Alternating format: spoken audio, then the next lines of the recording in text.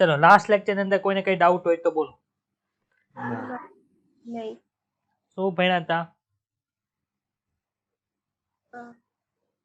બધા લક્ષણો વૃદ્ધિ પ્રજનન સજીવને વ્યાખ્યાયિત કરવું હોય તો ક્યાં ક્યાં મારે લક્ષણો જોઈએ આપણે ભણીએ એટલું ભણ્યા હતા ને ટૂંકમાં. પછી આપણે ભણ્યા હતા કેટલી ભાઈ આપણી સંખ્યા છે અત્યારે ઓળખાયેલા સજીવોની? 1.8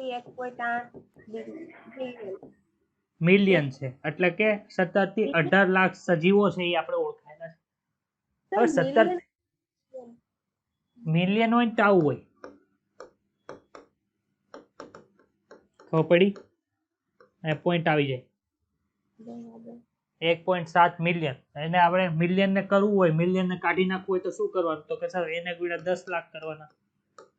હવે આ 1.7 ગુણ્યા 10 કરો તો 17 લાખ થાય કે ન થાય? હા. બાયોલોજી લેક્ચરમાં સર તમે ગણિત શીખવાડો છો તો કે સર આપણે એવું ભણ્યા હતા કે 17 થી 18 લાખ છે એ સજીવો ઓળખાયેલા છે.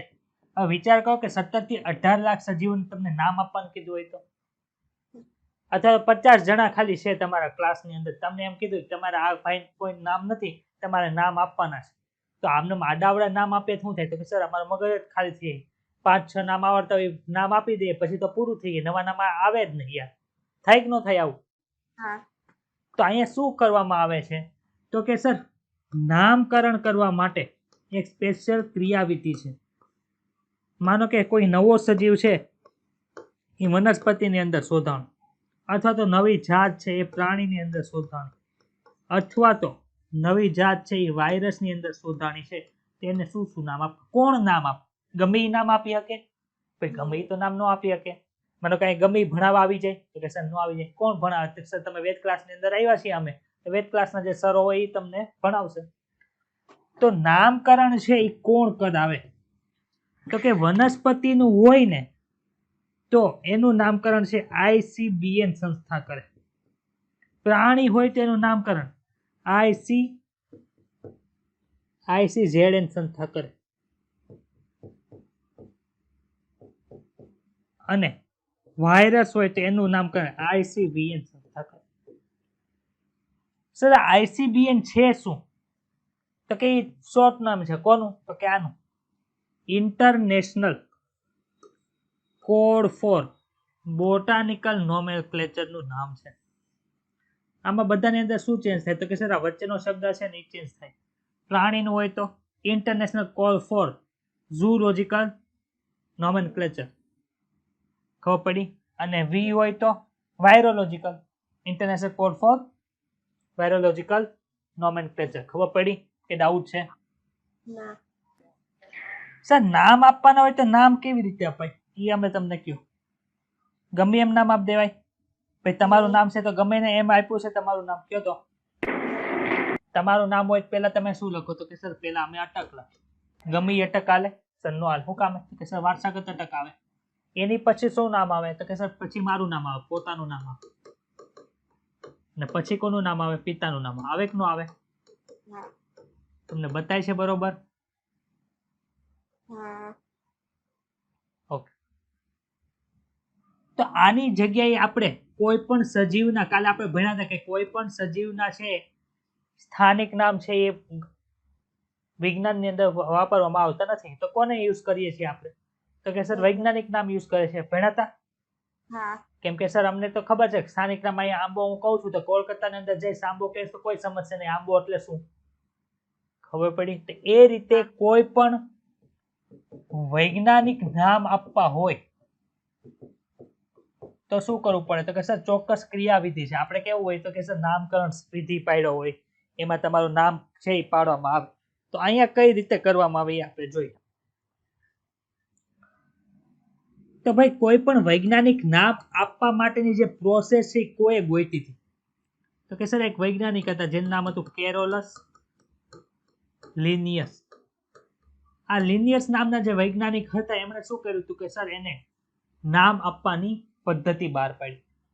આપણું નામ હોય એમાં 3 વસ્તુ આવે છે, અટક, પોતાનું નામ ને પિતાનું નામ. કેરોલસ લિનિયસ નામના જે વૈજ્ઞાનિકે જે પદ્ધતિ પાડી છે એમાં 2 નામ આવતા હતા. કોઈ પણ સજીવનું નામ કેવું હોય તો 2 વસ્તુ, તમારું નામ કેવું હોય તો અટક, તમારું નામ પિતાનું નામ આવે. એમ કોઈ પણ સજીવનું નામ આપણે કરવું હોય 2 વસ્તુનું નામ કરવા. ક્યાં ક્યાં? તો એક છે પ્રજાતિનું નામ અને એક છે જાતિનું. ખબર પડી કે ન ખબર પડી? હવે કોઈ પણ વૈજ્ઞાનિક નામ જે છે, આ વૈજ્ઞાનિક નામની અંદર બે નામ આવે છે. આથી આ પદ્ધતિને શું કહેવાય? તો કે સર આ પદ્ધતિને દ્વિનામી નામકરણ પદ્ધતિ તરીકે ઓળખવામાં આવે છે. દ્વિનામી નામકરણ પદ્ધતિ ઓળખવામાં આવે છે. તમને એવો પ્રશ્ન પૂછે કે દ્વિનામી નામકરણ પદ્ધતિ કોના દ્વારા વિકસાવવામાં આવી હતી? તો કે કેરોલસ લિન્નેસ નામના વૈજ્ઞાનિક. હવે તમે એક વાત કહો, તમારું નામ છે, તમારું પિતાનું નામ છે અને પાછળ તમે અટક લખો તો હાલે. હવે આવું થાય? તમારું નામ લખો, પછી અટક લખો અને પછી પિતાનું નામ લખો, આવું હાલે? આવું નથી હાલતું ને. તો એવી જ રીતે વૈજ્ઞાનિક નામ એટલે કે જ્યારે આપણે આ દ્વિનામી નામકરણ પદ્ધતિ ત્યારે નામ આપીએ છીએ ત્યારે સૌથી પહેલું નામ હંમેશા પ્રજાતિનું લખવામાં આવે છે અને બીજું નામ શેનું લખવામાં આવે? જાતિનું લખવામાં આવે. કોઈ દિવસ એવું ન થાય કે પહેલા જાતિનું નામ આવે પછી પ્રજાતિનું નામ. સૌથી પહેલા કોનું નામ આવશે? તો કે સર પ્રજાતિનું નામ આવશે અને એના પછી તે જાતિનું નામ આવશે. એટલું ક્લિયર થયું? હા સર ખાલી એટલા જ નિયમો આવે છે કે બીજા કઈ નિયમો આવે છે? તો કે આવે છે ને ભાઈ. ક્યાં ક્યાં નિયમો આવશે જોઈએ. આપણે આવું ભણીએ છીએ, ડેલ્ટા, સિગ્મા, ફાઈ, આવું બધું ભણીએ છીએ કે નહીં ભણતા? હા આ ભાઈ ગુજરાતી ભાષાની અંદર લખેલું છે? નહીં હિન્દી ભાષામાં લખેલું છે? નહીં તો કે સર એ તો કઈ નામ નથી લખ્યા, આ તો કઈક અલગ જ ભાષાના સિમ્બોલ છે. એવી જ રીતે અત્યારે ઓમિક્રોન વાયરસ આવ્યો છે, ઈ એક ભાષાના 15મા આલ્ફાબેટ ઉપરથી નામ આપેલું છે. તો આ જે નામ તમે લખો છો સર, એ કઈ ભાષામાં લખો છો? ગુજરાતીમાં લખો છો, હિન્દીમાં લખો છો? એટલે આપણે હિન્દીમાં ગુજરાતીમાં એમાં બોલીએ છીએ, પરંતુ પ્રોનાઉન્સિએશન છે મેન એ કઈ ભાષાનું છે? કે એ લેટિન ભાષાનું છે. કઈ ભાષાનું છે? લેટિન લેટિન ભાષામાં લખવામાં આવે. હવે આમાં રૂલ છે, તમે બે રીતે લખી શકો. કાં તો તમે હાથથી લખી શકો છો, કાં તો તમે શેનાથી લખો? ટાઈપિંગ કરીને લખી શકો. બરોબર છે? ખોટી વાત છે કયો? હા તો આની અંદર એક રૂલ છે, જો તમે હેન્ડ રિટન લખતા હોય અથવા તો ટાઈપિંગમાં લખતા હોય તો શું કરવાનું? જો તમે ટાઈપિંગમાં લખતા હોય તો તમારે આ વસ્તુને આટલા વૈજ્ઞાનિક નામને શેની અંદર લખવું પડે? તો કે સર ઇટાલિકમાં લખવું પડે. ઇટાલિકની અંદર લખવું પડે. ભાઈ ઇટાલિક એટલે શું? તો કે સર સામાન્ય રીતે છે તમારું નામ, માનો કે બાયોલોજી આપણે લખીએ તો આવી રીતે લખીએ કે ન લખીએ ઇંગ્લિશમાં, હા પણ ઇટાલિકમાં લખો ને તો આ રીતનું થઈ જાય. એટલે આમ ક્રોસ ની અંદર થાય. આવું ભણ્યા હશો તમે, આવી ઇટાલિક ની આવી નિશાની હોય, હા જોઈ છે આવી નિશાની? હા તો તમે વૈજ્ઞાનિક નામ જો હેન્ડ રિટન લખતા હોય તો અલગ કન્ડિશન છે, ટાઈપિંગ થી લખતા હોય તો અલગ નહીં. તો ટાઈપિંગ કરતા તમારે શેમાં કરવું પડે? તો કે સર ઇટાલિક ની અંદર કરવું પડે. હવે ઇટાલિક અત્યારે હું લખતો હતો તો મને અઘરું પડતું હતું ઇટાલિકમાં લખવાનું. તો હેન્ડ રિટન કરતા હોય શું કરવાનું? કે સર જો હેન્ડ રિટન લખતા હોય તો આપણે જે વર્ડ લખીએ છીએ એની અંદર શું કરવાનું? અંડરલાઈન કરવાનું. માનો કે આપણે લખતા હોય બાયોલોજી, તો આ હેન્ડ રિટન છે તો આની નીચે શું કરી નાખવાની? અંડરલાઈન કરી નાખવાની. ખબર પડી કે ડાઉટ છે? તો તમે ઇંગ્લિશ ટેક્સ્ટ બુક જ્યારે વાંચતા હશો ને ત્યારે ગમે ત્યાં વૈજ્ઞાનિક નામ આવતું હશે ને એ ઇટાલિક ની અંદર છાપેલું છે, એટલે કે આ ક્રોસ શબ્દ હોય ને એવી રીતે છાપેલું હશે. આમાં કોઈને કઈ ડાઉટ હોય તો બોલ. નહીં હેન્ડ રિટન હોય તો શું કરવાનું? સર અંડરલાઈન કરવી પડે. અંડરલાઈન કરવા હવે કઈ નિયમ છે નવો? તો કે હા, હજી એક નિયમ છે ને. કયો નિયમ છે? પેલું નામ પ્રજાતિનું, બીજું નામ જાતિનું.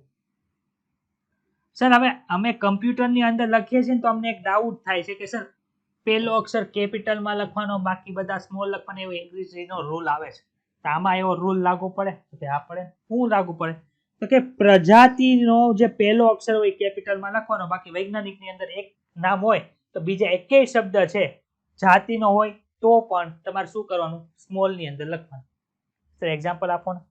માનો કે મેન્જી ફેરા લખું છું, મેન્જી ફેરા ઇન્ડિકા, એટલે શું થાય ભાઈ? તો કે સર આંબાનું વૈજ્ઞાનિક નામ છે. આ હેન્ડ રિટન છે કે નહીં? તો શું કરવાનું? અંડરલાઈન કરવાની. હાલો આપણે અંડરલાઈન હા કરી. અંડરલાઈન હવે જો આમાં ખાલી કેપિટલ શબ્દ કયો છે? આ કેપિટલ છે આઈ. આઈ છે શું? તો કે સર જાતિનું નામ છે, એટલે આપણે ઈ કેપિટલમાં કરતા નથી. કેપિટલની અંદર શું આવે? ખાલી પહેલો વર્ડ છે એ જ કેપિટલની અંદર આવે છે. બીજો વર્ડ છે ઈ, આની અંદરનો એક પણ વર્ડ છે એ કેપિટલમાં આવતો નથી. ચલો ઇટાલિક બધાને યાદ રહે કે નો યાદ રહે? હા સર અમને વૈજ્ઞાનિક નામ છે લેટિન ભાષામાં છે, ગ્રીક ભાષામાં છે, એમાં કન્ફ્યુઝન થઈ અમારે યાદ કઈ રીતે રાખવું? પણ ઇટાલિકમાં કમ્પ્યુટરમાં લખતા હોય તો ઇટાલિકમાં લખવાનું એટલું યાદ રહી જાય કે યાદ રહી જાય? તો ઇટાલિક શબ્દ જો ઇટાલિક, અહીંયા લ આવ્યો કે નો આવ્યો? લ ફોર લેટિન. યાદ રહી જશે આ શોર્ટકટ કે વૈજ્ઞાનિક નામ છે નીચેના કઈ ભાષાની અંદર છે? હા લેટિન, ગ્રીક, એ બી બંને કે એક પણ નહીં? શું આવશે? લેટિન ઓકે ચાલો. આમાં ડાઉટ? નહીં આગળ વધીએ. હા ચાલો આપણે બે વસ્તુ ભણ્યા. કઈ કઈ વસ્તુ ભણ્યા? તો કે સર ભણ્યા આપણે પ્રજાતિ અને બીજું ભણ્યા જાતિ. સર આ બે વસ્તુ જ આવે? ભાઈ આ બે વસ્તુ જ ન આવે. કેમ ન આવે? તો કે આખું આ રીતનું માળખું આવે. જાતિ, એની પછી આવે પ્રજાતિ, કુળ, ગોત્ર, પછી વર્ગ, પછી વિભાગ અથવા તો સમુદાય, અને એની ઉપર આવે સૃષ્ટિ. આટલી વસ્તુ આવે. ક્યાંથી શરૂઆત થઈ ભાઈ? જાતિથી શરૂઆત થઈ. હવે જાતિ અને પ્રજાતિ વિશે તમને ખબર છે કે નથી ખબર ભાઈ? કયો તો મને. હા તો હવે આપણે થોડુંક હા કુળ ખબર વિશે છે. જાણશું. થોડુંક કુળ વિશે જાણશું આપણે, પછી થોડુંક ગોત્ર વિશે જાણશું, થોડુંક વર્ગ વિભાગ, સમુદાય અને સૃષ્ટિ વિશે થોડીક માહિતી છે એ આપણે મેળવવાના છીએ. ભાઈ આ બધું છે શું? કઈ નવીન વસ્તુ આવી છે કે જૂની જ વસ્તુ છે? તો કે સર નવીન વસ્તુ તો કઈ નથી. કેમ ભાઈ કઈ નવીન વસ્તુ નથી? આવું તો અમે જોયું નહોતું કોઈ દી.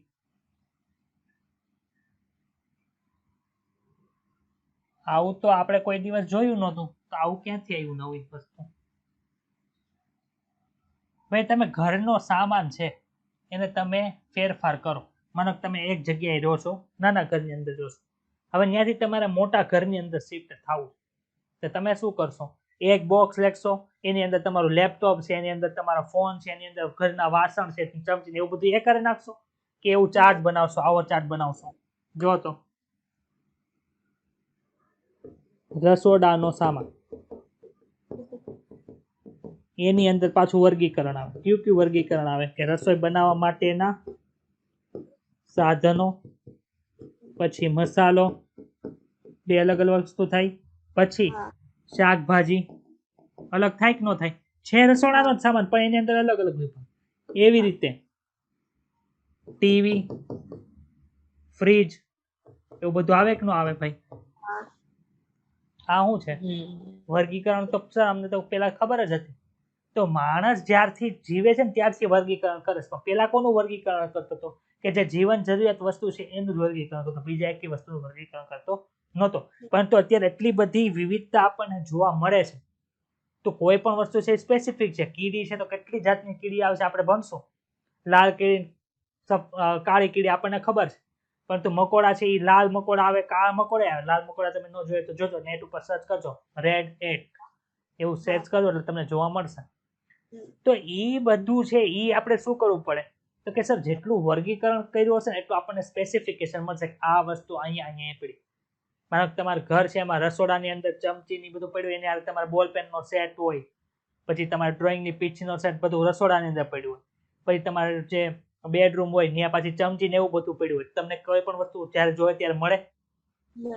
ન મળે. શું કામ? તો કે સર સ્પેસિફિકેશન કઈ કર્યું જ નથી, ક્લાસિફાઈ કઈ કર્યું જ નથી, તો અમને કઈ મળવાનું નથી. પરંતુ મળે ક્યારે? તો કે સર વ્યવસ્થિત રીતે વર્ગીકરણ કર્યું હોય તો આપણે 18 લાખ જાતિ જે છે અલગ અલગ, આનું બધાનું સ્પેસિફિકેશન રાખવું શું કરવું પડે? તો સર વર્ગીકરણ કરવું પડે. તો વર્ગીકરણની જરૂરિયાત શું છે ખબર પડી? હા આમાં કોઈને કઈ ડાઉટ? હા ચોપડીમાં 1.8 લાખથી 1.7 એ ખોટું છે. 1.7 મિલિયન થી 1.8 મિલિયન આવે, જેને તમારે બીજી ભાષામાં 17 થી 18 લાખ કેવું પડે. હું કાલે જે દિવસે ભણ્યા ત્યારે કીધું કે જૂની ટેક્સ્ટબુક ની અંદર આ સુધારો હશે. બોલો તો. હા હા ઓકે, ડાઉટ છે કોઈને કાંઈ તો બોલો. નહીં ના. આ સુધારી નાખજો ખાસ, નકર છે ને એક્ઝામ ની અંદર ભૂલ કરીને આવશો. હા ચાલ.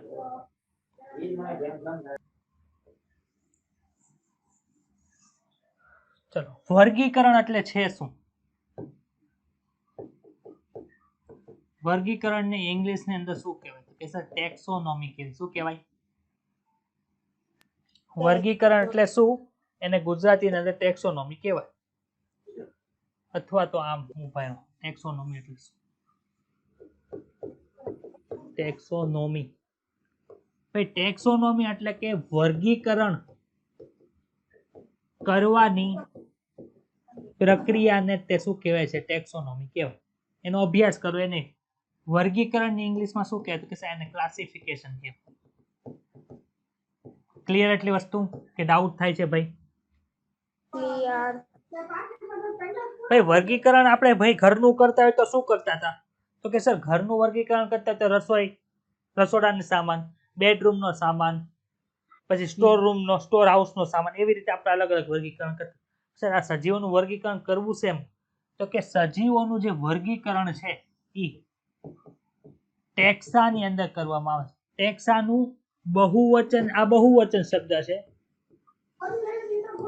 ગુજરાતી શબ્દ શું છે? ટેક્સોન. આ શું છે? એક વચન શબ્દ છે. આને કહેવાય કક્ષાઓ, આને કહેવાય કક્ષા. ખબર પડી? સર કક્ષા એટલે છે શું? તો કે ભાઈ એક જાતનો ભાગ છે. માનો કે તમને કૂતરા કહો તો કૂતરાની અંદર શું આવે? કયો તો. કૂતરા બોલ શું બતાય તમને? ટેક્સા. ટેક્સાની વાત નથી થતી. કૂતરા બોલો તો શું બતાય? કયો. પૂંછડી પૂંછડું, કાન, ચાર પગ, હાવ હાવ કરતો હોય એવું પ્રાણી બતાય. હા બકરી બોલું તો તો પણ બતાઈ ગઈ બકરી. દેખાય. હો. તો આ જે કૂતરા છે ને એને શું કહેવાય? ટેક્સોન કહેવાય. આ બકરી છે એને શું કહેવાય? ટેક્સોન કહેવાય. એટલે કે આપણે ગુજરાતીની અંદર કક્ષા કહેવાય. ખબર પડી? હા ઘઉં બોલું તો એને કક્ષા કહેવાય. ધાન્ય કહું તો એને કક્ષા કહેવાય. માનો કે આપણે ધાન્યનું વર્ગીકરણ કરીએ, આ રીતે લખીએ અહીંયા ધાન્ય. ધાન્યની અંદર કોણ કોણ આવે ભાઈ? તો કે સર કઠોળ આવે, અરે સોરી ઘઉં આવે, ઘઉં, જુવાર, બાજરો, જુવાર, બાજરી. તો આને ટેક્સોન કહેવાય, આને ટેક્સોન કહેવાય, આને ટેક્સોન કહેવાય, આને ટેક્સોન કહેવાય. એટલે આને કક્ષા કહેવાય, આને કક્ષા કહેવાય, આને કક્ષા કહેવાય, આને કક્ષા કહેવાય. ખબર પડી? કક્ષા એટલે કેવું છે? તો કે સર એક ક્લાસરૂમ જેવું છે. ક્લાસરૂમ ગમે એ હોય, એની અંદર ગમે એ ધોરણના વિદ્યાર્થી બેસી શકે, કેમ કે એમાં તો શું જરૂર પડે? બેન્ચ ને બોર્ડની જરૂર પડે. ભણાવવા વાળા હોય ત્યાં પછી પેલું ધોરણે બેસી શકે ને 12 સાયન્સનું ધોરણ બેસી. ક્લાસરૂમ ગમે એ હોય એની અંદર ગમે એ આવી શકે. એવી રીતે કક્ષા શું છે? ગમે એક સ્થાન છે ત્યાં ગમે એ વસ્તુ આવે. ત્યાં કૂતરા આવી શકે, બિલાડી આવી શકે, સસ્તની આવી શકે, પૃષ્ઠવંશી આવી શકે, અપૃષ્ઠવંશી આવી શકે, માછલી આવી શકે. માછલીની અંદર સ્પેસિફિક કાસ્થિમય માછલી આવી શકે, અસ્થિમય માછલી આવી શકે, બધું આવી શકે. કોમન નામ શું કહેવાય? કક્ષા કહેવાય. આમાં સમજણ પડી બધાને કે ડાઉટ છે? તો અહીંયા આપણે કક્ષાની જે માહિતી છે એ આપણે સમજ્યા. આવી કક્ષાની આખી શ્રેણી હોય. કેવી રીતે શ્રેણી હોય? ક્લાસ 1, ક્લાસ 2, ક્લાસ 3, આખી શ્રેણી આવે કે નહીં? આ પહેલું ધોરણ, બીજું ધોરણ, ત્રીજું ધોરણ, એનાથી 12 ધોરણ. આમાંથી પસાર થાવ પછી આમાં જાવ, આમાંથી પસાર થાવ આમાં જાવ, આમાંથી પસાર થાવ આમાં, આમાંથી પસાર થાવ આમાં જાવ. એવું થાય બીજામાંથી સીધો 5મા વર્ગ એવું આવે? નહીં, નથી આવતું ને? તો એવી જ રીતે આખું કોઈ પણ વનસ્પતિ હોય કે પ્રાણી હોય કે ગમે એ નવી જાત આપણને મળે એનું શું થાય? વર્ગીકરણ થાય. કેમાં વર્ગીકરણ થાય? તો કે સર પહેલા આવશે જાતિ, એનાથી ઉપર પ્રજાતિ, એનાથી ઉપર કુળ, એનાથી ઉપર ગોત્ર, ગોત્ર, પછી વર્ગ, વર્ગ, પછી વિભાગ સમુદાય, અથવા તો વિભાગ. સમુદાય, સમુદાય અને પછી આવશે સૃષ્ટિ. સૃષ્ટિ, હવે જો કોઈ પણ નવો સજીવ મળે તો અહીંથી આમ શરૂઆત થાય કે અહીંથી આમ શરૂઆત થાય ઈ જોવું પડે. જાતિ ભાઈ તમને એક સજીવ મળ્યો છે, એક તમને શું મળ્યું ભાઈ? સજીવ સૃષ્ટિથી સ્ટાર્ટ. આ સજીવને આવા પાંદડા જેવું જોવા મળે છે. હવે ઈ દ્વિઅંગી છે, ત્રિઅંગી છે, એવું કઈ ખબર નથી. પાંદડા જોવા મળે એટલે પ્રાણીની અંદર તો આવે જ નહીં. આવે કઈ આગળ? વનસ્પતિ સૃષ્ટિ અંદર આવતો. સૃષ્ટિ ક્યાં નહીં? વનસ્પતિ.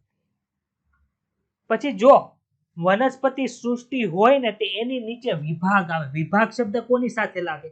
તો કે સર વનસ્પતિ સૃષ્ટિની નીચે આવતા હોય એની અંદર શું આવે? વિભાગ શબ્દ આવે.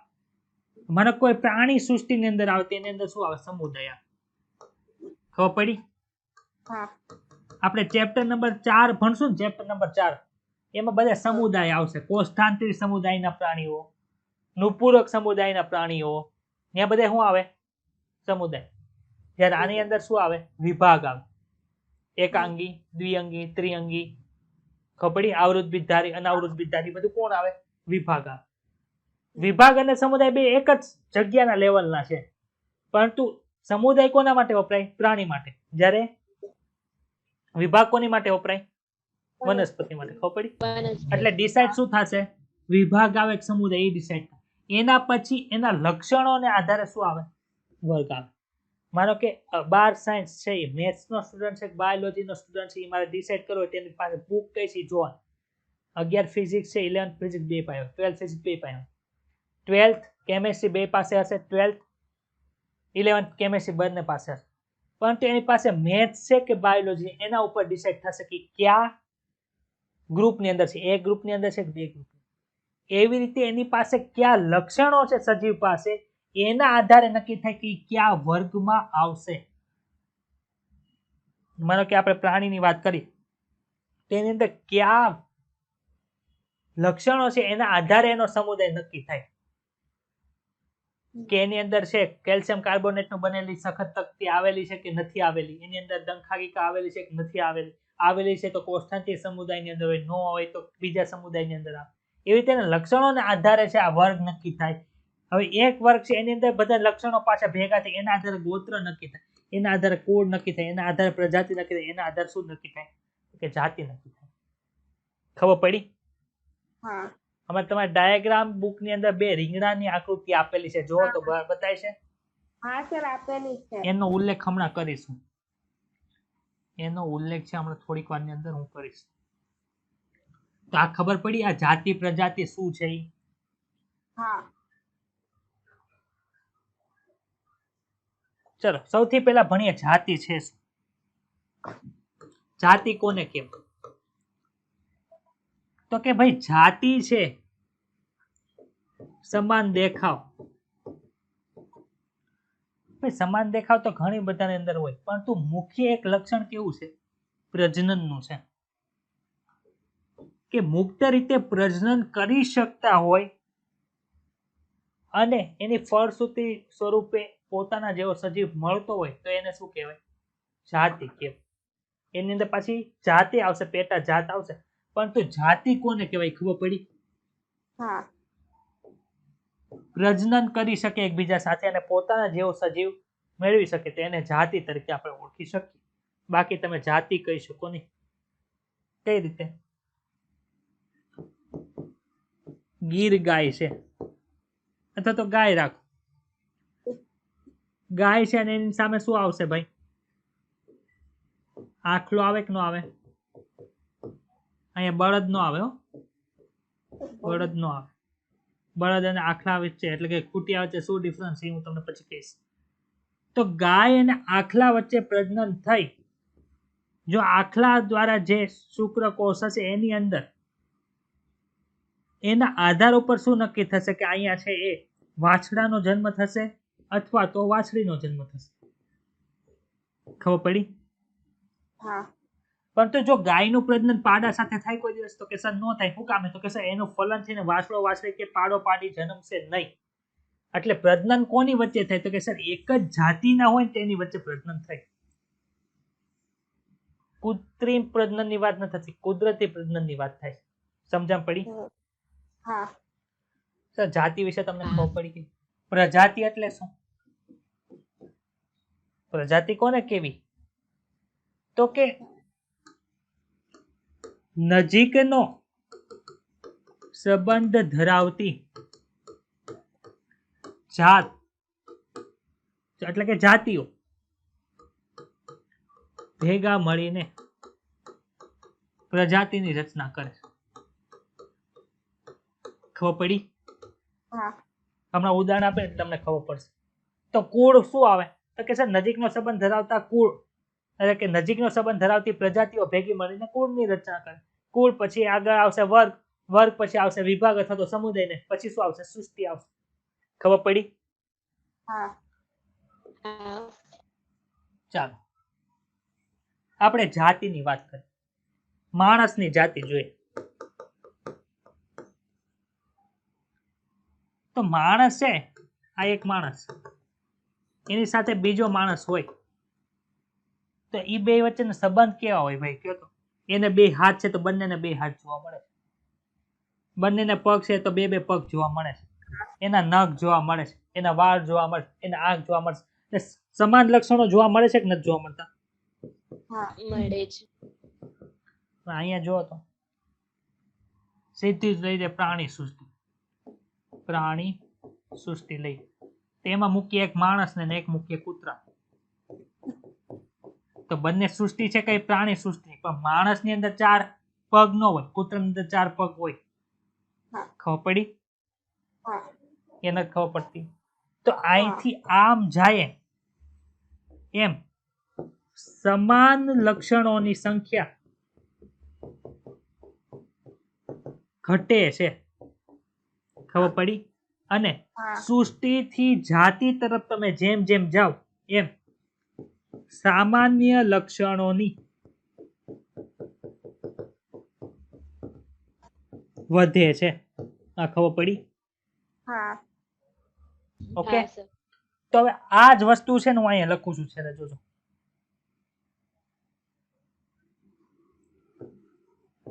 જાતિ, પ્રજાતિ, પછી શું આવે બોલો તો?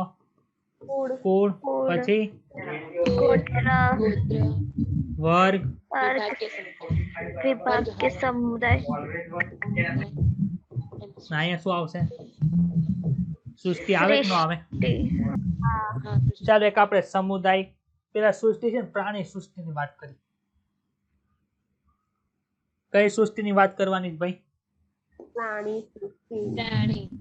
પ્રાણી સૃષ્ટિ. પ્રાણી સૃષ્ટિ માટે કેવો કલર વાપરીએ સર? બ્લુ કલર જ ચાલો બતાવી છે તમને? નથી બતાતું? હા બતા હા. હવે પ્રાણી સૃષ્ટિની અંદર ઘણા બધા સમુદાય આવે છે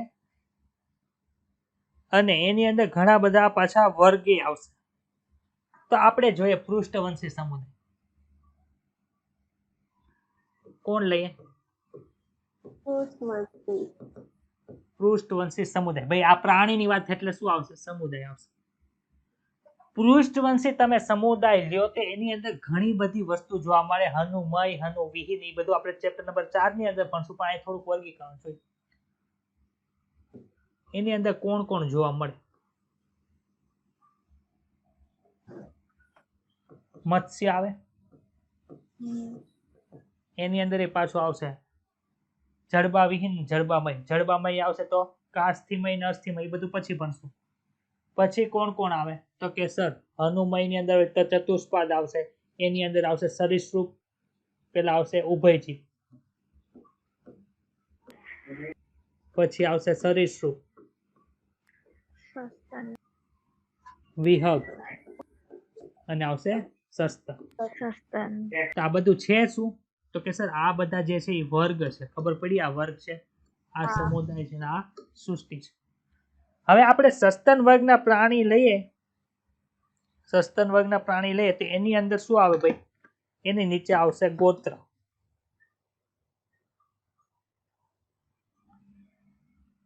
એનું એક ગોત્ર લઈએ અહીં કાર્નિવોરા.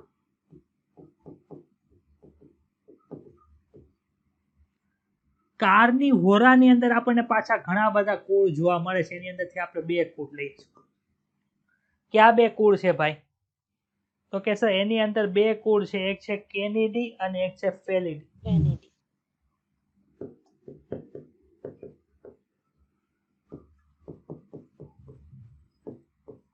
કેનિડી છે કોનું કુળ છે ભાઈ? કેનિડી ની અંદર તમે અંદર વિભાજન જોવો ને પ્રજાતિનું જાતિ, તેની અંદર તમને કૂતરા જોવા મળે. કોણ જોવા મળે? કૂતરા. જ્યારે ફેલિડી છે કોનું કુળ છે? તો કે સર બિલાડીને લગતું કુળ છે. સમજણ પડી? હા. હવે આ જે ફેલિડી છે એની નીચે તમને પાછા બે પ્રજાતિ જોવા મળશે.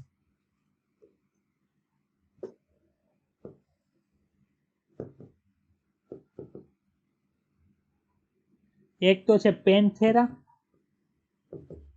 અને એક છે ફેલિસ.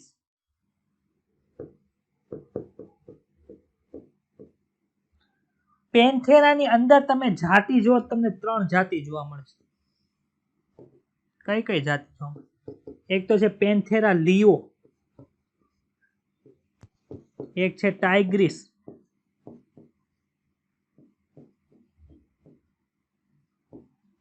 એક છે પારડસ.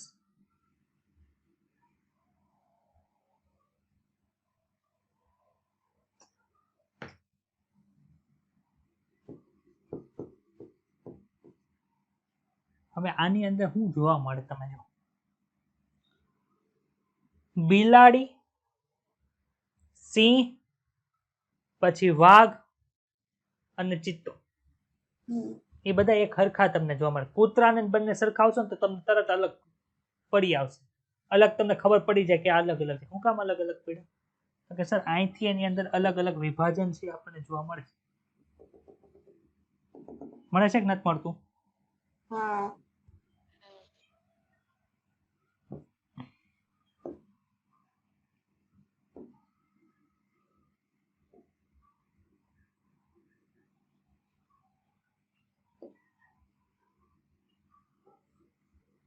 ક્યાંથી વિભાજન થઈ ગયું? તો કે સર અહીંથી વિભાજન થઈ ગયું. લિયો, ટાઇગ્રીસ અને પારડસ. લિયો એટલે કોણ થાય? તો કે સર સિંહ થાય. ટાઇગ્રીસ એટલે કોણ થાય? તો કે સર વાઘ થાય. અને પારડસ એટલે શું થાય? તો કે સર ચિત્તો થાય. તો સિંહ, વાઘ અને ચિત્તો ત્રણેય કેવી છે? અલગ અલગ જાતિ છે. પણ આ ત્રણેય જાતિ એકબીજાને મળતી આવે છે એટલે ઈ ભેગી મળીને કોનું નિર્માણ કરશે? તો કે સર પેન્થેરા નામની પ્રજાતિનું નિર્માણ કરશે. પેન્થેરા પ્રજાતિ છે ઈ એને મળતી આવતી કોણ આવે? તો કે સર ફેલિસ. ફેલિસ ની અંદર કોણ આવે? તો કે સર એની અંદર બિલાડી આવશે. તો ફેલિસ અને પેન્થેરા બંને ભેગા મળીને કોનું રચના કરે? તો કે સર ફેલિડી નામના કુળની રચના કરે છે. આ ફેલિડી કુળ છે ઈ એને મળતું આવતું કોનું કુળ છે? તો કે સર કૂતરાને મળતું આવતું કુળ છે કેનેડી. એની સાથે ભેગા મળીને કાર્નિવોરાની રચના કરે છે. આ કાર્નિવોરાની સાથે એક બીજો પણ આવે છે જેને આપણે કહીએ છીએ અહીંથી આવશે પ્રાઇમેટા. કાર્નિવોરા પાસે એક આવશે પ્રાઇમેટા. તો પ્રાઇમેટા ભાઈ શું થાય? ગોત્ર થાય કે ન થાય? હા. ગોત્રની નીચે આવશે કુળ. હોમિનિડી કુળ આવશે. હોમિનિડી કુળ. હોમિનિડી કુળની નીચે આવશે પ્રજાતિ હોમો. એની નીચે આવશે જાતિ છે એ આવશે સેમ્પિયન્સ. તો આપણે કહીએ છીએ આપણે સસ્તન વર્ગના પ્રાણી છે. કહીએ છીએ કે નથી કરતા કે જેની પાસે સ્તન હોય તેની અંદરથી પ્રાઇમેટા કાઢ્યું. પ્રાઇમેટા એટલે કે જે એની નીચે આવશે હોમિનિડ, એની નીચે આવશે હોમન, એની નીચે આવશે સેમ્પિયન્સ. તો આની પાસે હોમો સેમ્પિયન્સ છે, હોમો ઇરેક્સ છે, એ બધા આપણે નામ આવશે ચેપ્ટર નંબર 7 માં ઇવોલ્યુશન ભણશું ત્યારે. અલગ અલગ માણસોના નામ જે આવશે ત્યારે. તો સમાન જાતિ છે એટલે કે એકબીજાને મળતી આવતી જાતિ છે એ કોનું નિર્માણ કરે છે પ્રજાતિ એકબીજા સાથે સરખી મળતી પ્રજાતિ મળીને કુળનું નિર્માણ કરે કુળ છે એ ગોત્રનું નિર્માણ કરે ગોત્ર છે એ વર્ગનું નિર્માણ કરશે વર્ગ છે એ વિભાગ અથવા તો સમુદાયનું નિર્માણ અને ઈશાનનું નિર્માણ કરશે સૃષ્ટિનું નિર્માણ કરશે આમાં કોઈને કઈ ડાઉટ હોય તો બોલી જાઓ નહીં. યાદ રહી જશે આ તમારે જો તમારે ટેક્સ્ટ બુક અત્યારે ખોલો તો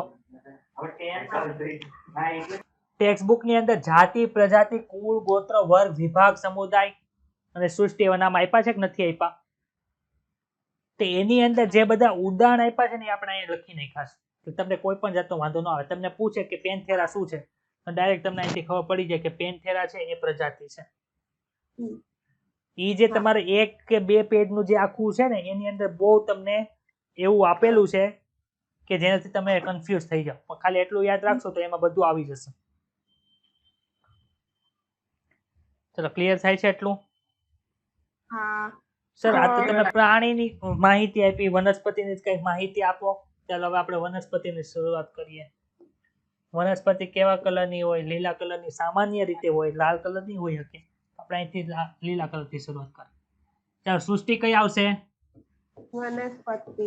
એની અંદરનો એક વિભાગ છે જેને આપણે આવૃત બીજધારી વનસ્પતિ કહીએ છીએ આવૃત બીજધારી કોને કહેવાય અનાવૃત બીજધારી કોને કહેવાય ત્રિઅંગી કોને કહેવાય દ્વિઅંગી કોને કહેવાય આપણે બધું ભણવાના છે પણ અત્યારે ખાલી એટલું રાખવાનું છે આવૃત બીજધારીની અંદર એક આપણને વર્ગ જોવા મળે છે જેને દ્વિદળી વર્ગની વનસ્પતિઓ કહીએ છીએ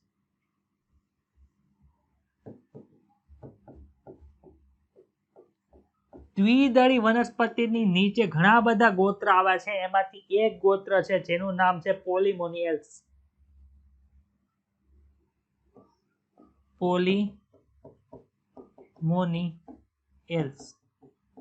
પોલીમોનિયલ્સ ની નીચે ઘણા બધા કુળ આવે છે એમાંથી એક કુળ છે શું નામ છે એનું તો કે સર બે કુળ છે એક તો છે સોલરેસી અને એક છે કોન્વેલ્યુએસી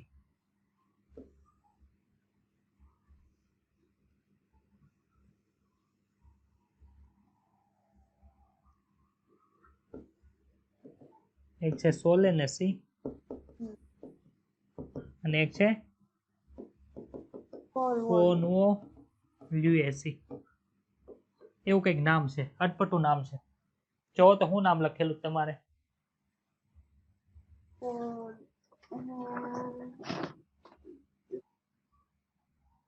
એમાંથી કોન્વોલ્યુએસી નીચે કોણ આવે છે આપણને કઈ યાદ નથી આવવાનું કેમ કે ટેક્સ્ટ બુક વાળી નથી સોલેનેસી ની અંદર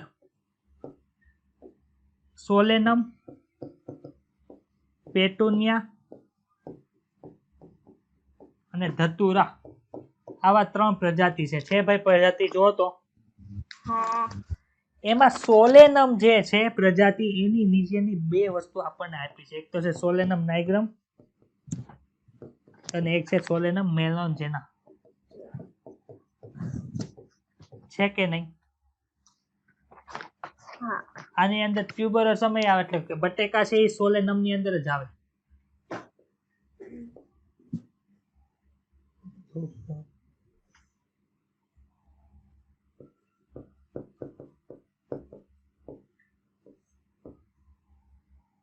નાયગ્રામ છે એ જો તો તમારા ટેક્સ્ટ બુક ની અરે ડાયાગ્રામ બુક ની અંદર 2 રીંગણાની આકૃતિ છે હા સર રીંગણા. હું આમાં મૂકવાની ભૂલી ગયો છું અત્યારે બતાય છે 2 રીંગણાની આકૃતિ એમાં એક છે ને એક આવા નાના નાના રીંગણા છે ભાઈ અને એક છે મોટા રીંગણા છે બતાય છે હા છે આઈયા. તો જે નાયગ્રામ છે એ કેવી છે તો કે સર નાયગ્રામ છે નાના રીંગણા ધરાવ તમારી આકૃતિ જો ભાઈ બધાને મળી ગઈ ડાયાગ્રામ બુક ની અંદર હા તો એમાં જે નાના રીંગણ જે છે ઈ કોણ છે તો કે સર નાના રીંગણ છે એ સોલેનમ નાઇગ્રમ છે જ્યારે મોટા રીંગણા છે એ કોણ છે સોલેનમ મેલોન્જેના કહેવાય શું આપણી ભાષામાં રીંગણા જ કહેવાય પણ બે છે કેવી અલગ અલગ જાતિ છે કોની અંદર આવી તો કે સર આ બંને એકબીજાને મળતી આવતી જાતિ છે ભેગી મળીને સોલેનમ પ્રજાતિની રચના કરે છે આ સોલેનમ પ્રજાતિ બીજી એને મળતી આવતી પ્રજાતિ પેટોનિયા અને ધતુરા સાથે મળીને સોલેનેસી કુળની રચના કરે સોલેનેસી કુળ છે એને મળતું આવતું જે કોન્વોલ્યુએસી નું કુળ છે એની સાથે ભેગા મળીને પોલીમોનિયલ્સ ગોત્ર રચના કરે આ ગોત્રને મળતા આવતા ગોત્રને ભેગા મળી શું કરશે? દ્વિદળની રચના કરશે, એમાંથી આવૃત્તિ વનસ્પતિ. મેં એક લાઈન સમજાવી હતી. સૃષ્ટિથી તમે જેમ જેમ જેમ જેમ જેમ જેમ જાતિ પાસે જાઓ એમ સમાન લક્ષણની સંખ્યા શું થાય ભાઈ? વધતી જાય. વધે છે. યાદ રાખો, આ રીંગણા જુઓ અને આ રીંગણા જુઓ, મોટા ભાગે રીંગણા જ કહે છે ને. સ્વાદ સમાન હોય, દેખાય સરખા, ખાલી આકારની અંદર ફેરફાર છે, તો સમાનતા વધી કે ઘટી? હવે આ જ નાયગ્રામ છે, બીજું નાયગ્રામ લ્યો, ત્રીજું નાયગ્રામ લ્યો, ચોથું નાયગ્રામ લ્યો, પાંચમું નાયગ્રામ લ્યો, તો એકબીજાને સાવ સમાન હોય કે ન હોય?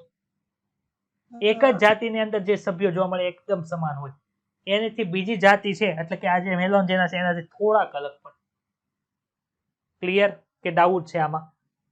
ક્લિયર. એકદમ Clear. ક્લિયર થાય છે. હા. ચાલો આપણે હવે થિયરી પાર્ટની અંદર વયા જઈએ. એટલું તમારા જે ભણવાનું હતું એ ભણાઈ ગયું છે. હવે આપણે રીડિંગ શરૂ કરીએ. કેટલા વાગ્યા ભાઈ? કોણ કહે છે? 7:33. 7:33 થાય એટલે કે અડધી કલાક જ થઈ છે આપણે શરૂ કર્યું એમ ને? હા. કેમ કે 7 વાગે લેક્ચર શરૂ કર્યો તો 15 મિનિટ તમારા ડાઉટ સોલ્વિંગ કર્યા હતા આપણે. તુષાર, કેમેરો કેમ ઓફ છે ભાઈ?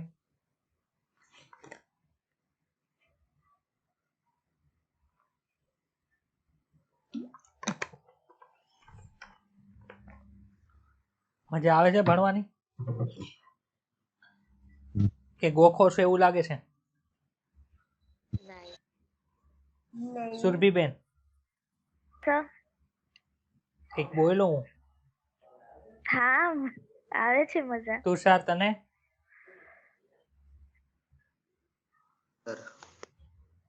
ચાલો થવાનો ખબર? શું? ટાઈમ ચેન્જ થવાનો છે. હા હા, એ તો આવતા બુધવારથી ને. આ ચાલ. બુધવારથી. નેક્સ્ટ સન્ડે ની એક્ઝામ ની અંદર પેલું, બીજું અને ત્રીજું ચેપ્ટર જેટલું ચાલે એટલું એટલા એક્ઝામ ની અંદર આવશે. મને 300 પ્લસ જોશે જ. નકર હવે આવતા રવિવારથી સાચી વાતે 5 વખત પેપર લખવા આપી દઈશ. પેલું, બીજું અને ત્રીજું જેટલું ચાલે એટલું. બોલો. સર છે ને, મેં ભાર્ગવ સરને કીધું તો એમણે મને એમ કીધું કે છે ને ક્રોમ માંથી એક્ઝામ આપજે. તો મેં ક્રોમ માંથી એટલે મતલબ છે ને લોગિન નહીં થતું છે, પાસવર્ડ બી અને છે ને યુઝર નેમ બી છે ને ખોટું છે એવું બતાવતું છે સર. તો મારી એક્ઝામ જ નહીં અપાઈ, મેં એપ્લિકેશન માંથી નહીં આપી. જો સર્ચ છે ને એમાં સર્ચ કરવાનું. કઈ રીતે સર્ચ કરવાનું? વેદ ક્લાસ લખવાનું ક્રોમ ની અંદર અથવા તો ગૂગલ ની અંદર. એની અંદર એક્ઝામ લખે ને, અરે સોરી, વેદ ક્લાસ લખે ને એટલે તને વેદ ક્લાસ મળ્યું તું, આવ્યું તું વેદ ક્લાસ? સર સરે ડાયરેક્ટલી મને લિંક જ મોકલી દીધી હતી, તો મેં લિંક માંથી જ કરેલું.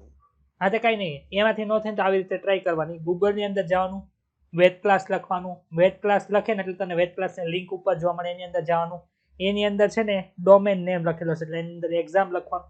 એક્ઝામ લખીશ ને એટલે તારું લોગિન માગશે, એટલે તારે તારો પાસવર્ડ અને તારું જે નામ હોય, યુઝર નેમ, સરને પૂછી લેવાનું યુઝર નેમ ને તારું પાસવર્ડ શું છે એ તને કહી દેશે. એ કરીશ ને એટલે તારું લોગિન થઈ જશે. એ લોગિન થઈ જાય એના પછી તને એક્ઝામ બતાવશે નહીં, એની ઉપર સિલેક્ટ એટલે સ્ટાર્ટ એક્ઝામ, જે આપણે એપ્લિકેશન ની અંદર આવે ને એવી રીતે થઈ જશે. બરોબર? ચાલો હવે પાછા આપણે અહીંયા આવીએ. અગાઉ દર્શાવ્યા પ્રમાણે વિશ્વમાં લાખો વનસ્પતિ અને પ્રાણીઓ છે. આપણા વિસ્તારમાં રહેલી વનસ્પતિ અને પ્રાણીને આપણે સ્થાનિક નામથી ઓળખીએ છીએ, જેમ કે આંબો. આ સ્થાનિક નામ એક જ દિશામાં પણ જુદા જુદા સ્થળે અલગ અલગ હોય છે. આંબાને કેરળની અંદર કંઈક બીજું કહેતા હશે, કોલકાતાની અંદર બીજું કહેતા હશે. સજીવો કે જેના વિશે આપણે વાત કરીએ છીએ તેનો ઉલ્લેખ કરવામાં સર્જાતી મુશ્કેલી કે જેનો આપણને કોઈ માર્ગ ન મળતો હોય અથવા તો એકબીજા સાથે વાર્તાલાપ ન થતો હોય, જેથી ચોક્કસ સજીવ વિશે સચોટ વર્ણન કરવું હોય, જેના વિશે સૌ કોઈ જાણકારી મેળવે તે માટે દરેક સજીવનું સાર્વત્રિક નામ હોવું જરૂરી છે. ચોક્કસ નિયમોને અનુસરીને નામ આપવાની પદ્ધતિ છે એને નામકરણ તરીકે ઓળખવામાં આવે છે. નામકરણ એટલે શું? નિયમોને અનુસરીને આપણે શું કરવાનું છે? નામ આપવાનું છે. દેખીતી રીતે નામાધિકરણ એટલે કે નામ આપવાનું છે ત્યારે જ શક્ય બને જ્યારે તેનું સચોટ વર્ણન કરેલું હોય. ભાઈ નામ આપવું હોય તો કઈ પ્રજાતિની અંદર આવે છે, કોની સાથે લક્ષણો મળતા આવે, એ બધું આપણે જાણવું પડે કે ન જાણવું પડે? કયો તો હા પછી જ નામ આપી શકો તમે. માનો કે પ્રાણી સૃષ્ટિમાં ખબર પડી ગઈ પ્રાણી સૃષ્ટિ. પ્રાણી સૃષ્ટિની અંદર ઘણા બધા સમુદાય છે. નુપોરક છે, સંધિપાદ છે, કોષ્ટાંતરી છે, સૂત્રકૃમિ છે, પૃથુકૃમિ છે, સછિદ્ર છે, મૃદુકાય છે, શૂળત્વચી છે, સામી મેરુદંડી છે, મેરુદંડી છે, એવા એટલા બધા છે. એમાંથી કેની અંદર તમારો વારો આવે છે એ તમારે જોવું હોય તો ઈ સમુદાયની અંદર કેવા કેવા લક્ષણ છે એ તમારે જાણવા પડે તો તમને ખબર પડે. અને તમને જે સજીવ મેળો છે એના લક્ષણ નીચેનાથી કયા સમુદાય સાથે મળતા આવે એના પછી તમે એમ કરો. તો લક્ષણો તમને ખબર હોય તો તમને ખબર પડી શકે ને. તો નામાધિકરણ છે ત્યારે જ શક્ય બને જ્યારે તેનું વર્ણન કરેલું હોય, એટલે જાણતા હોય કે આ નામ સાથે કયો સજીવ સંકળાયેલો છે. આથી પહેલા શું કરવું પડે તો કે સાહેબ એની ઓળખવી દે, એને ઓળખવું પડે. આપણે 11th 12th સાયન્સના વિદ્યાર્થી છે, એ ગ્રુપનો છે બી ગ્રુપનો ક્યારે કહી શકે તો કે સાહેબ એને ઓળખવા પડે. એને ઓળખવા હોય તો એની પાસે કયા બુક છે એ જો તમને ખબર પડી. ક્લિયર આ વસ્તુ? ડાઉટ છે? ના. ચાલો. અભ્યાસને સરળ બનાવવા માટે ઘણા વૈજ્ઞાનિકોએ દરેક ઓળખાયેલ સજીવને વૈજ્ઞાનિક આપ્યા અને આ માટે વિવિધ પદ્ધતિઓ પણ પ્રસ્થાપિત કરેલ છે. વિશ્વના બધા વૈજ્ઞાનિકો સ્વીકાર્ય છે.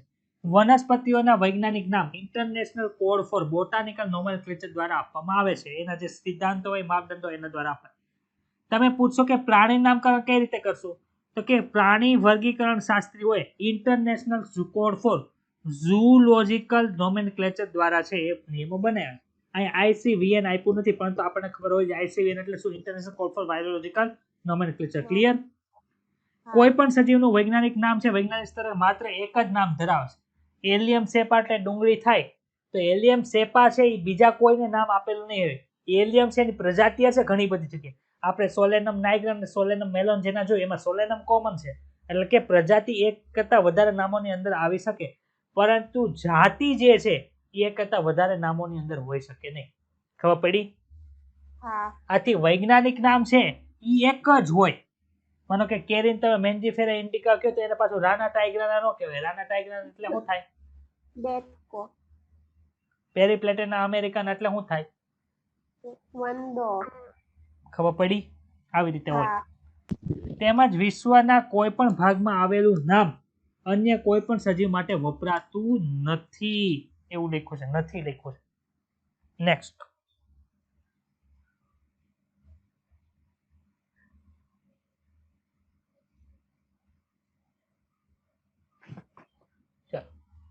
ઓળખાયેલા સજીવોનું નામકરણ કરવા માટે સજીવોએ સર્વસ્વીકૃત સિદ્ધાંતોને અનુસરવા પડે.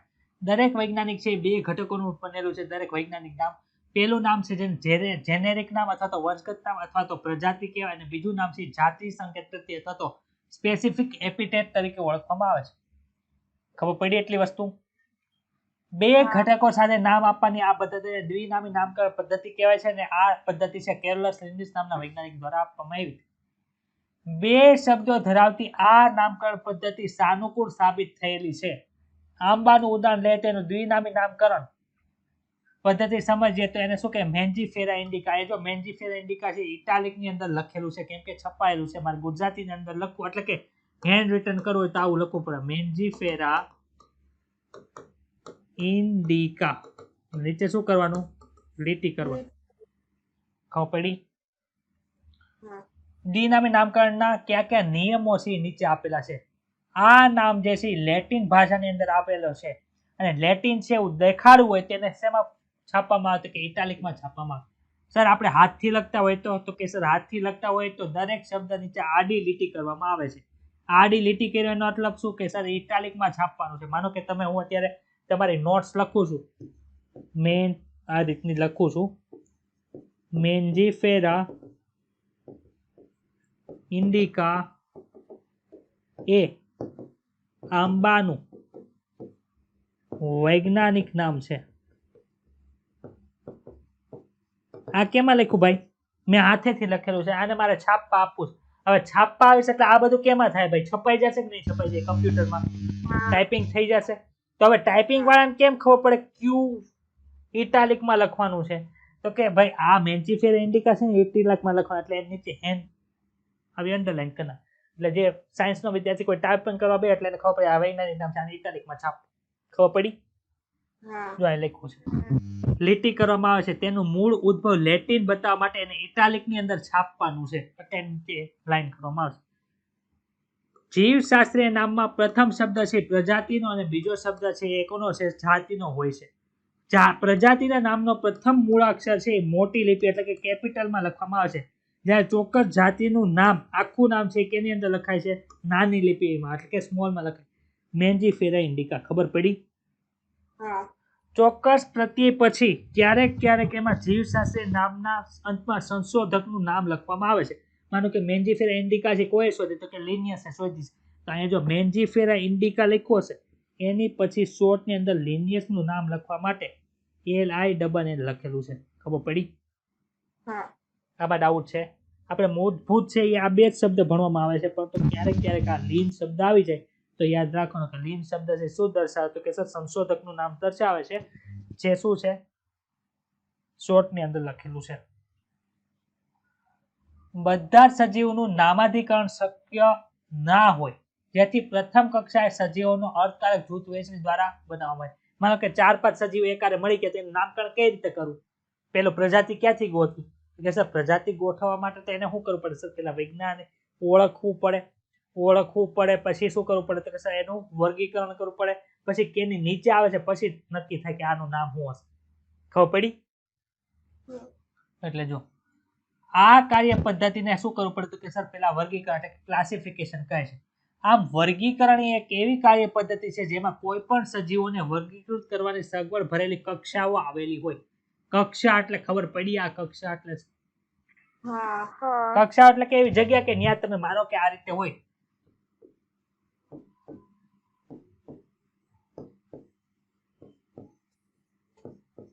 અહીંયા લખ્યું છે માણસ એટલે કે સેમ્પિયન્સ લખ્યું છે, તો એની માટે અહીંયા બધે શું આવેલી છે? ખાલી જગ્યા છે. શેના માટે છે? જાતિ, પ્રજાતિ, કુળ, ગોત્ર, વર્ગ, વિભાગ, સમુદાય, સૃષ્ટિ શું આવે છે એના માટેની સ્પેશિયલ જગ્યા છે. આ બધાને શું કહેવાય? આને કક્ષા કહેવાય, આને કક્ષા કહેવાય, આને કક્ષા કહેવાય, આને કક્ષા કહેવાય, આને કક્ષા કહેવાય. ખબર પડી? હા કેટલાક સરળતાથી નિરીક્ષણ કરી શકાય તેવા લક્ષણો ઉપર આધારિત હોય છે. દાખલા તરીકે વનસ્પતિ છે, પ્રાણી છે, કૂતરા, બિલાડા, કીટકો, એ બધા જૂથોને આપણે ઓળખી શકીએ છીએ. આવા જૂથનું શબ્દ પ્રયોજન કરતી વખતે આપણને તે જૂથ સાથે સંકળાયેલા ચોક્કસ લક્ષણો છે એ આપણને દેખાઈ આવે છે. દેખાય છે કે નહીં? કૂતરો તો કૂતરો બતાવી ગયો, બિલાડી તો બિલાડી બતાવી ગઈ. જ્યારે બિલાડીનો વિચાર કરતો હોય ત્યારે કૂતરો બતાતો નથી. શું કામ? બે અલગ અલગ વસ્તુ છે, આપણે એને અલગ અલગ કક્ષાની અંદર મૂકેલી છે. કૂતરા વિશે વિચારતા હોય ત્યારે આપણે સમક્ષ કૂતરાની કેવી છબી છતી થઈ જશે? બિલાડીની થતી નથી. જો આપણે આલ્સેશિયન વિશે વિચારતા હોય તો આપણે જાણીએ છીએ કે આપણે કોના વિશે વાત કરી. આલ્સેશિયન છે શું ભાઈ? એક પ્રકારનો કૂતરો છે, એનું નામ છે આલ્સેશિયન. જર્મન શેફર્ડ છે, એ બધા અલગ અલગ કૂતરાનું નામ છે. ખબર પડી? ડાઉટ? નહીં એ જ રીતે કોઈ સસ્તન પ્રાણી જૂથની વાત કરીએ તો તમે એવા પ્રાણી વિશે વિચારતા હશો જેને બાહ્ય કર્ણપલવ હોય. બાહ્ય કર્ણપલવ કોને કહેવાય? કે સર આને બાહ્ય કર્ણપલવ. ખબર પડી ને? આપણે કાન વિશે તો ભણી ગયા છીએ. સુરભીબેન, ક્યાં તમારું ધ્યાન છે?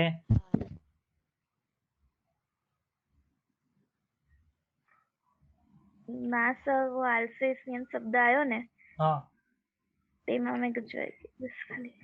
ઓકે. શરીર પર વાળ હોય એટલે કે રૂવાટી હોય આપણને જોવા મળે છે.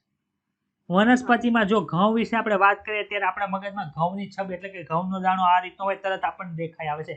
ચોખાનો દાણો આવો યાદ આવતો નથી.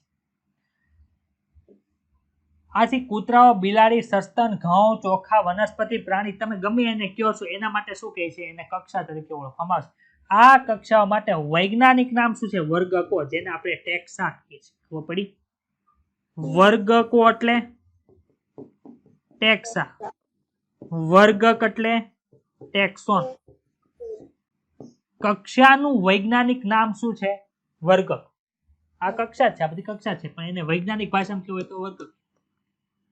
એમ ડોક્ટર ને ગુજરાતીમાં ડાક્ટર કે, કોક વૈદ કે, કોક છે ચિકિત્સક કે, એવી રીતે વૈજ્ઞાનિક નામ આપણે કે રીતે કહીએ છીએ. હવે એને તમે મેન્જીફેરા ઇન્ડિકા કહો કોઈ તમને ના પાડે, થાય નહીં શબ્દ, પણ એનું વૈજ્ઞાનિક નામ છે. એમ કક્ષાનું વૈજ્ઞાનિક નામ શું પાડી દીધું? વર્ગ. એક કરતા વધારે હોય તો એને વર્ગકો અથવા તો ટેક્સા તરીકે ઓળખવામાં આવે છે.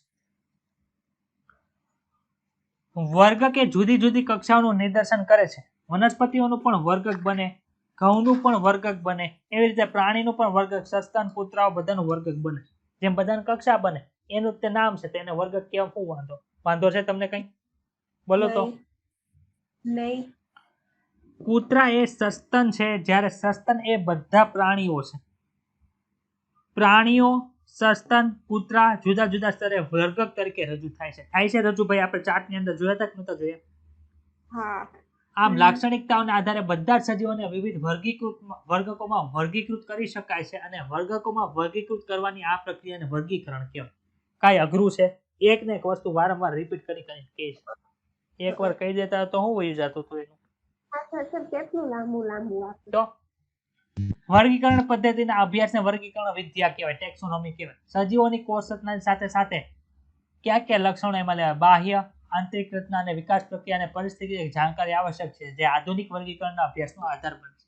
પહેલા ચેપ્ટરની અંદર જ એટલો ખીચડો કરી નાખ્યો એટલે નીટનો સ્ટુડન્ટ એમ થાય મને નહીં આવે, એટલે જ આપણે આ પહેલું ચેપ્ટર આ હકે એવું નહોતું. પેલો આપણે સેલ વાળું લીધું જે પાયાનું ચેપ્ટર છે. ચાલો, કોઈ પણ નવો સજીવ આપણને મળે તેમાં કયા કયા તબક્કા થાય? તો કે એનું લક્ષણીકરણ થાય, એટલે કે એની અંદર કયા કયા લક્ષણ જોવા મળે છે. લક્ષણો ખબર પડી જાય પછી એને ઓળખવી દે, એટલે કયા જગ્યાએ આ ફીટ બેસે એ થાય. ઈ થઈ જાય પછી એનું વર્ગીકરણ થાય, અને પછી શું થાય તો કે એનું નામકરણ થાય. પહેલું સ્ટેપ, બીજું સ્ટેપ, ત્રીજું સ્ટેપ અને ચોથું સ્ટેપ. ખબર પડી? હા. એ આધારે નવા સજીવનું ઓલું થાય છે.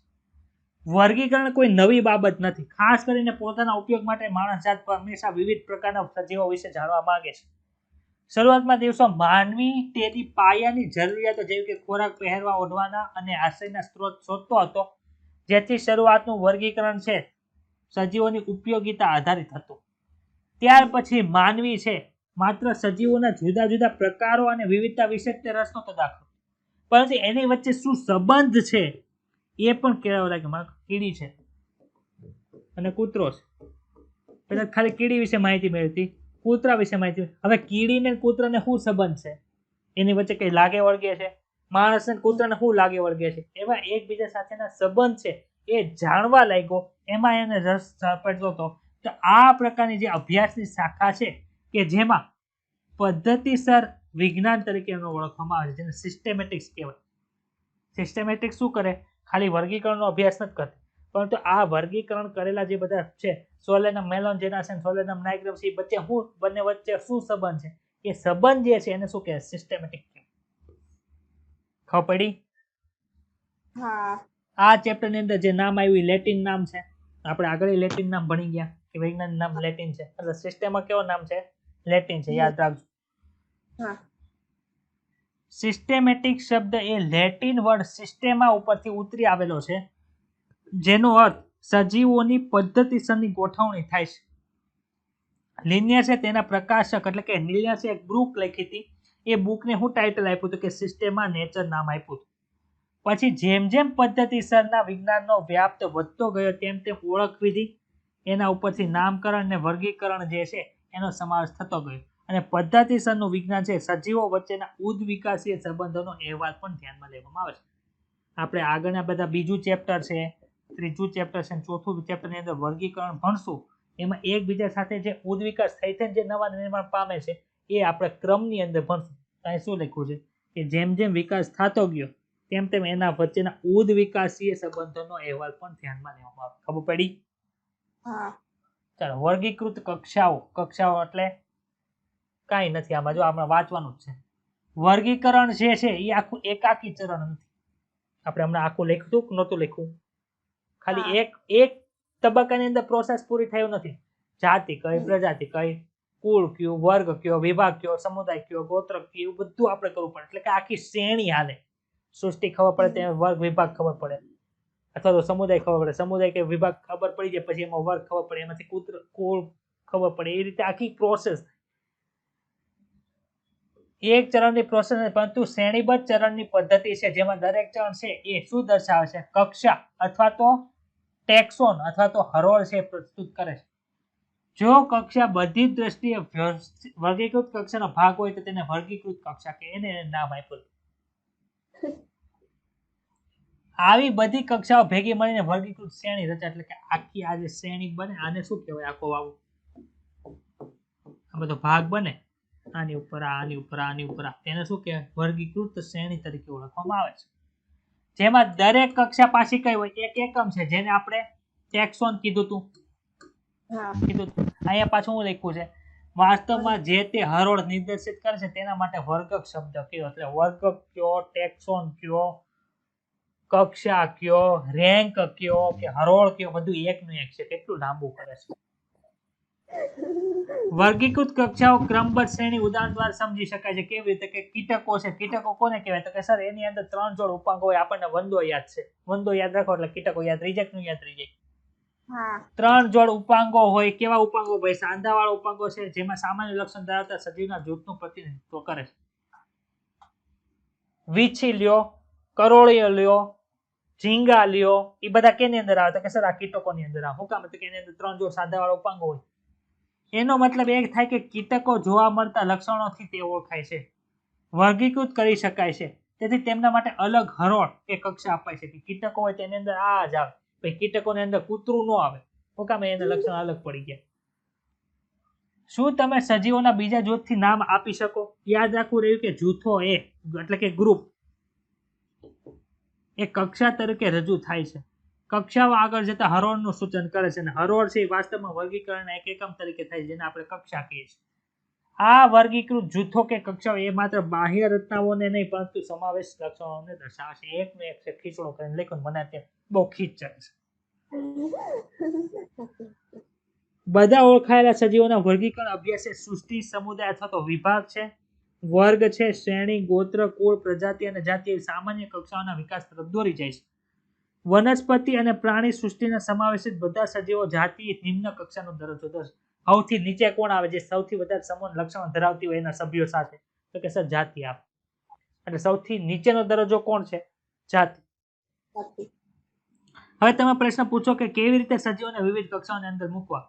સજીવોને આવી જુદી જુદી કક્ષાઓમાં મૂકવા માટે વ્યક્તિગત કે સજીવોના જૂથના લક્ષણોનું પાયાનું જ્ઞાન હોવું જોઈએ. તો અમને ખબર છે આવા લક્ષણો સ્વતંત્ર રીતે તેના જેવા જ તે બીજા પ્રકારના સજીવો વચ્ચેની સામ્યતાઓ, ભિન્નતાઓને ઓળખવામાં મદદરૂપ થાય છે. જાતિ કોને કહેવાય? તો કે વર્ગીકરણ અભ્યાસમાં મૂળભૂત સામ્યતા ધરાવતા સ્વતંત્ર સજીવોના જૂથથી જાતિ તરીકે ઓળખવામાં આવે છે. જે બાહ્ય રચનાકીય રીતે કેવા હોય છે? એક સરખા હોય છે ને બાહ્ય એમાં કાંઈ પણ જો ફેરફાર જોવા મળે તેને શું કહેવાય? પેટા જાત તરીકે તમે અલગ કરી શકો. કઈ રીતે ભાઈ અલગ કરી શકીએ? તો કે સર ટ્યુબોરિઝમ આપણે શું કહેવાય? મેલોન્જેના અને નાઇગ્રમ અલગ અલગ. એવી રીતે કોરોનાની અંદર ડેલ્ટા છે, અત્યારે ઓમિક્રોન આવ્યો, બધા અલગ અલગ છે. કહેવાય કોણ? કોરોના. એની અંદર નહીં છે. તો જો કોઈ પણ વનસ્પતિ હોય, પ્રાણી હોય, તેમાં જાતિની નીચે જે જોવા મળે એને શું કહે છે? આપણે જાત કહીએ છીએ. ખબર પડી? પરંતુ જો ઈ પ્રજીવ હોય એટલે કે અથવા તો વાયરસ છે તો એની અંદર જે જાતિ જોવા મળે એની નીચે પેટાની અંદર જે જોવા મળે એને જાત નો કહેવાય. એને શું કહેવાય? સ્ટ્રેન શબ્દ વપરાય. તે તમે એમ કે કોરોના નવો સ્ટ્રેન આવ્યો, ડેલ્ટામાંથી વિકાસ પામીને ઓમિક્રોન આવ્યો, ત્યાં હું કોરોનાની નવી જાત બહાર પડી એવું નથી કહેતા, નવો સ્ટ્રેન બહાર પડ્યો. ખબર પડી? પણ ગાય હોય, ભેંસ હોય તો ગાય ભેંસ છે શું? તો કે એક પ્રકારની જાતિ છે. તો એ જાતિ છે એની અંદર પાછી ગીર ગાય છે, જાફરાવાદી ભેંસ છે, પછી એ બધી અલગ અલગ ભેંસ છે એ બધું જોવા મળે. એવું છે જાત.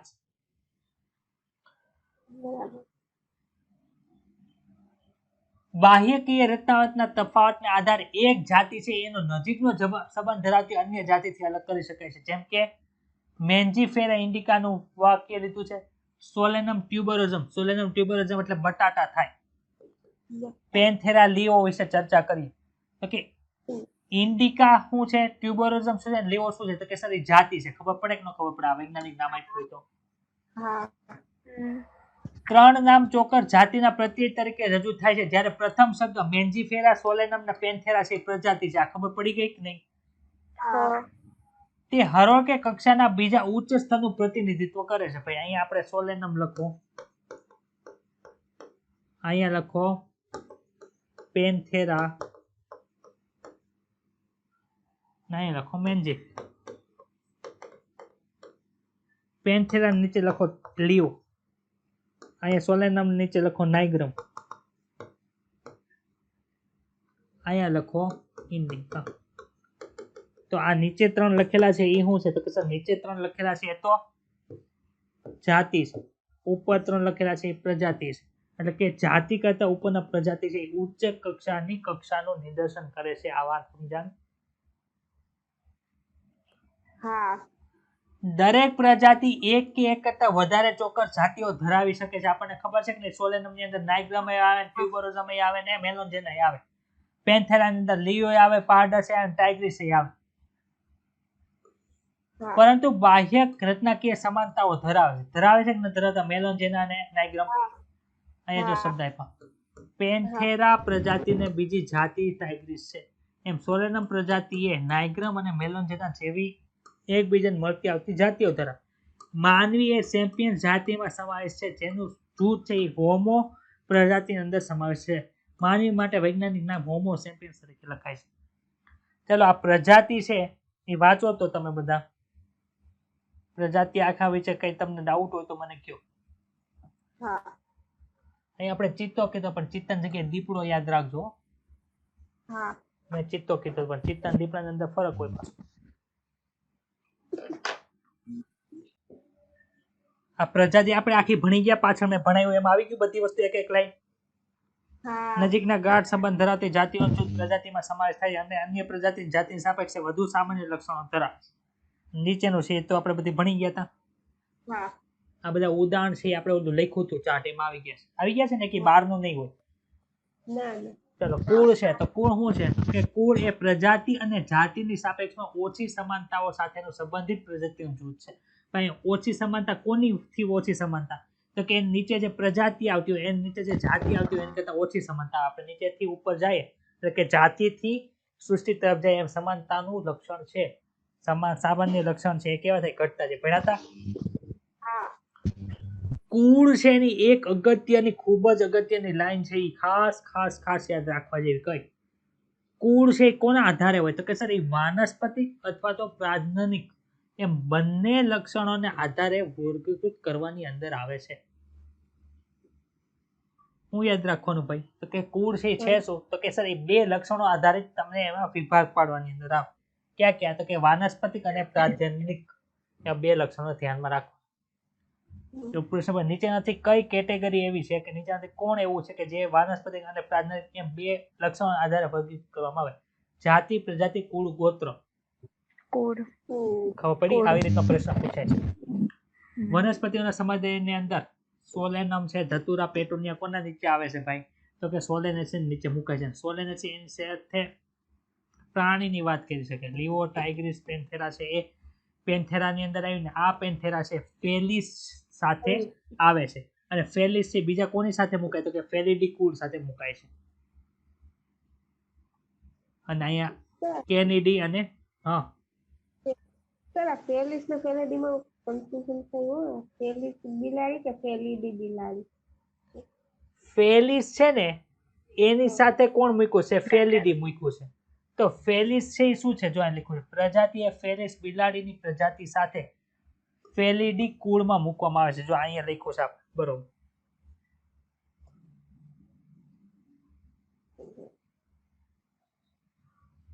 ફેલિડી ની અંદર કોણ આવે ભાઈ?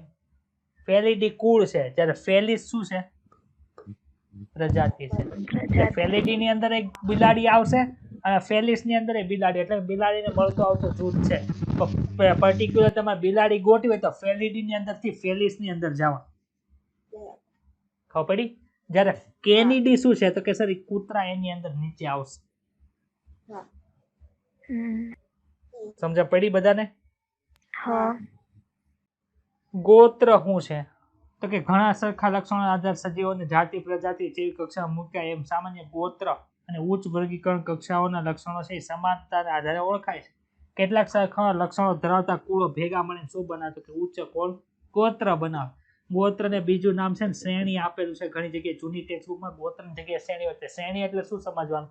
તો કે સર ગોત્ર સમજવું. કુળમાં અન્ય પ્રજાતિની સાપેક્ષે સરખા લક્ષણોની સંખ્યા કેવી ઓછી હોય છે. કોન્વોલ્યુએસી અને સોલેનેસી બંને ગોત્ર છે. આપણે ભણી ગયા આ બધી વસ્તુ ભાઈ. હા કેનિડીન ફેલિસ ભણ્યા કે ન ભણ્યા? હા ને કાર્નિવોરા ગોત્ર હતું. હવે જો વર્ગકની આ કક્ષા વર્ગની વાત થાય છે. હમ. નજીકના ગોત્રોને સમાવે છે. વાનર હોય, ગોરીલા છે, ગિબ્બન છે, માણસ છે, એ પ્રાઇમેટાની અંદર આવશે. હવે પ્રાઇમેટા બાજુમાં લખ્યું હતું, યાદ આવ્યું? હા જ્યારે વાઘ કયો, બિલાડી કયો, કૂતરા છે, એ બધા કોની અંદર આવ્યા હતા? કાર્નિવોરાની અંદર આવ્યા હતા કે નહોતા આવ્યા ભાઈ? હા આ બંનેને કોની અંદર મૂક્યા? તો કે સર એક વર્ગ છે સસ્તનની અંદર મૂક્યા છે.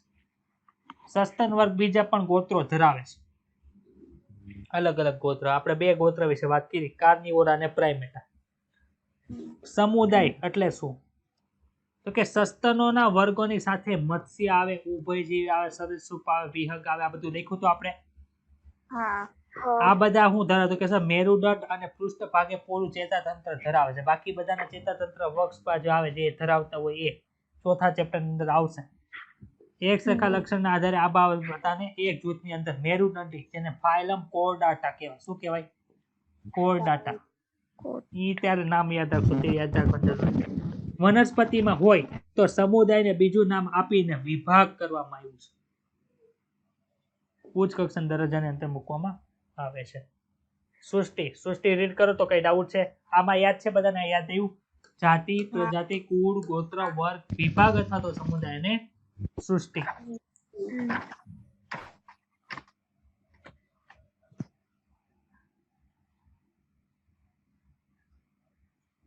મેરુદંડીનું બીજું નામ શું કીધું? એનું ઇંગ્લિશ નામ છે કોર્ડાટા. એ સમુદાયનું નામ આવશે તમારે, અત્યારે કઈ યાદ રાખવાની જરૂર નથી. સમુદાયની અંદર તમારે આગળ ભણવામાં આવશે, ચોથું ચેપ્ટર આવશે ને ત્યારે. આ યાદ કરો તો રીડ કરો તો આમાં કઈ ડાઉટ છે આ પેજની અંદર? આ બધું ભણાયું છે એટલે હાથે રીડ કરવાનું આપ્યું છે, ઉડાડતો નથી. ખબર છે ને? ઉડાડું એવું લાગે છે? નહીં. સુરભીબેન, તમને, પિનલબેન? ના સર. તો એક ને એક વસ્તુ આપીને 4 થી 5 પેજનો ચેપ્ટર બનાવી નાખ્યો એટલે આમાંથી છે ને બહુ ઓછા ક્વેશ્ચન પૂછે. હા આ ચેપ્ટરમાંથી એક ક્વેશ્ચન પૂછે છે દર વર્ષે, પરંતુ આ વિભાગમાંથી બહુ ઓછા ક્વેશ્ચન હોય. આપણે ઉદાહરણ જોઈએ મોસ્ટ આઈએમપી, અને એની પાછળ આપણે ટેક્સોનોમિક એડ જોશું, એ ટોપિકમાંથી પ્રશ્ન પૂછાતા. રેડી થઈ ગયું? હા હા